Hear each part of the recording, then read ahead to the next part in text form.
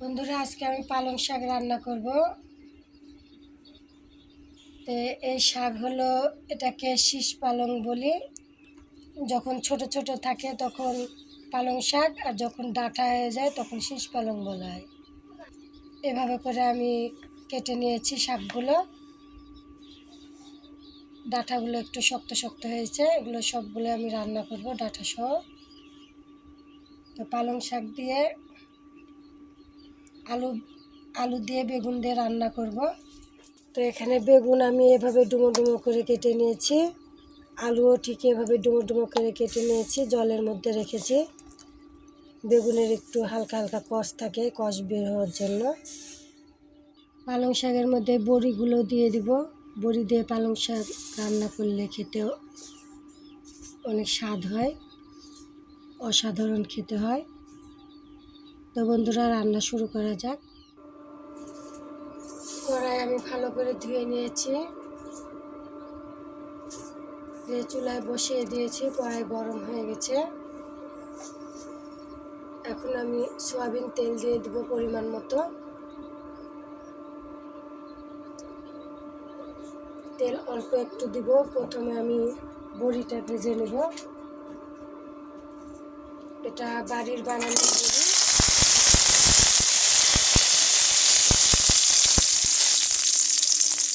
বাড়ির বানানো বড়ি খেতে অসাধারণ হয়। আপনারা বাড়ির বানানো বড়ি একবার খেয়ে দেখবেন, একবার খেলে বারবার খেতে ইচ্ছে করবে।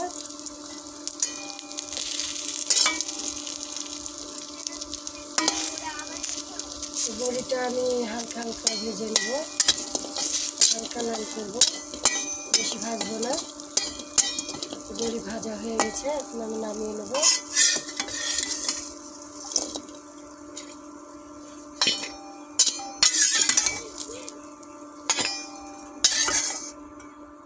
কড়াইয়ে আমি আবারও পরিমাণ মতো সয়াবিন তেল দিয়ে দেব।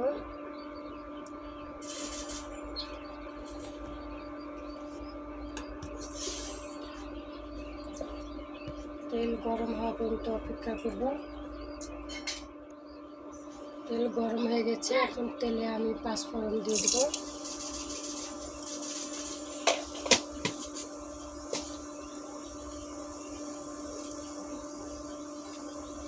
দিয়ে আমি নেড়ে দেব। 3টে তেজপাতা দিয়ে দিলাম। ভালো করে নেড়ে দেব, অল্প একটু নাড়াচাড়া করবো, হালকা একটু লাল লাল হবে।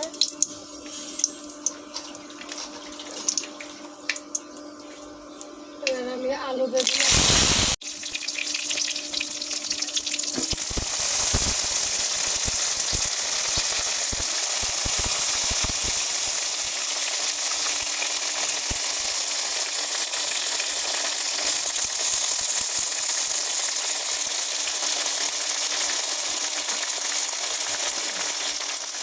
কেটে রাখা আলু বেগুন সব দেওয়া হয়ে গেছে।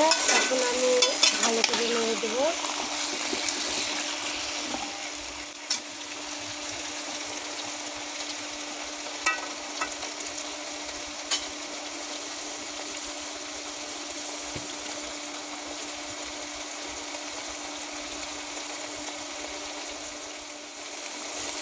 লবণ দিয়ে দিলাম 4 চামচের 1 চামচ। হলুদ 1/2 চামচের একটু বেশি, এরকম পরিমাণ মতো দিয়ে দেবেন আপনারা। এবার ভালো করে আমি নেড়ে দেব। দিয়ে আলু বেগুন আমি একটু লাল লাল করে ভেজে নেব।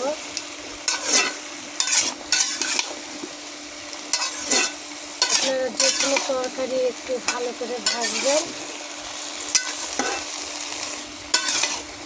ভেজে আবার কষিয়ে নেবেন, মশলা দিয়ে কষিয়ে নেবেন, দেখবেন অনেক স্বাদ হবে তরকারি, অসাধারণ হয় এভাবে রান্না করলে।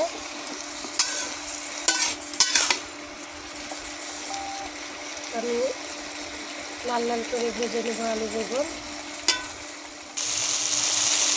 আমি আবার নেড়ে দিলাম, নেড়ে নেড়ে ভেজে নিচ্ছি। নেড়ে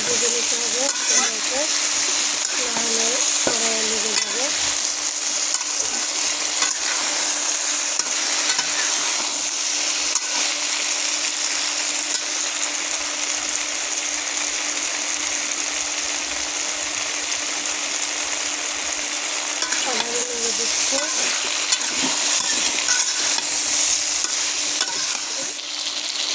আলু বেগুন লাল লাল করে ভাজা হয়ে গেছে। এখন আমি পালং শাক দিয়ে দেবো।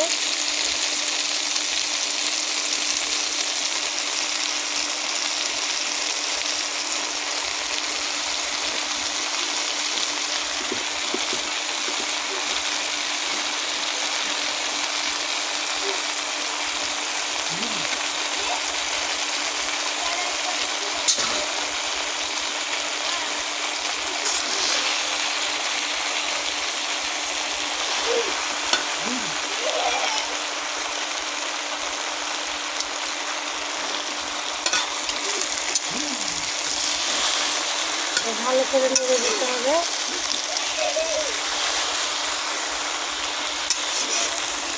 বেগুন আমি তুলে দিতে হবে, শাকগুলো তলে ছড়িয়ে দিয়ে ভাবে নেড়ে তুলে নিতে হবে। বেগুনগুলো উপরে আলু বেগুন, শাকটা ভিতরে থাকলে করে সিদ্ধ হবে তাড়াতাড়ি। আমি ঢাকনা দিয়ে ঢেকে দেবো।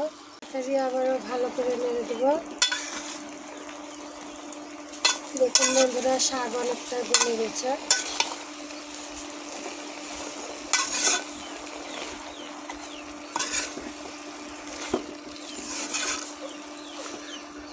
ভালো করে নেড়ে কষিয়ে নেব।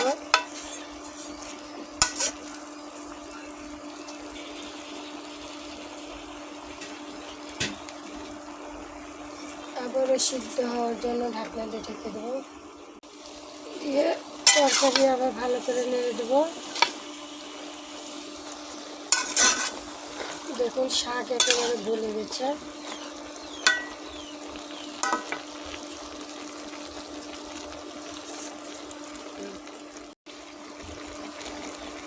পরিমাণ মতো আদা জিরা বাটা দিয়ে দিলাম আমি।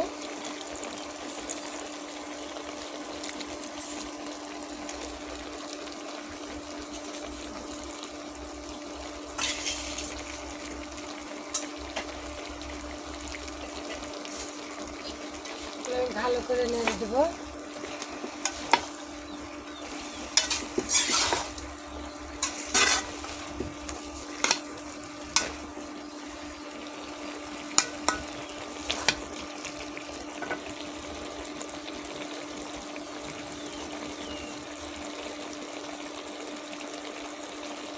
পরিমাণ মতো মরিচের গুঁড়া দিয়ে দিলাম।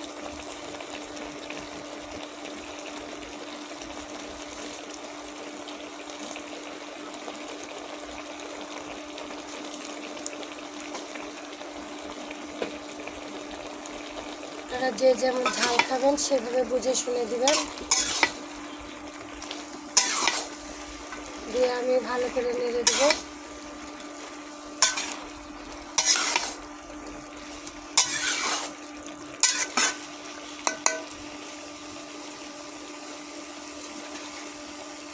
এখন আমি ভাজা বড়িগুলো দিয়ে দেবো। দিয়ে আবারও ভালো করে নেড়ে দেবো।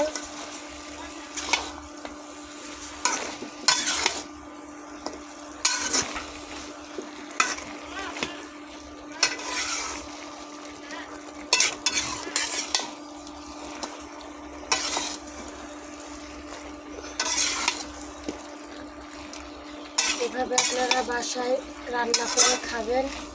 এই তরকারি খেতেও অসাধারণ লাগে। পেঁয়াজ রসুন ছাড়া এভাবে তরকারি বানাবেন, দেখবেন খেতেও অসাধারণ লাগবে।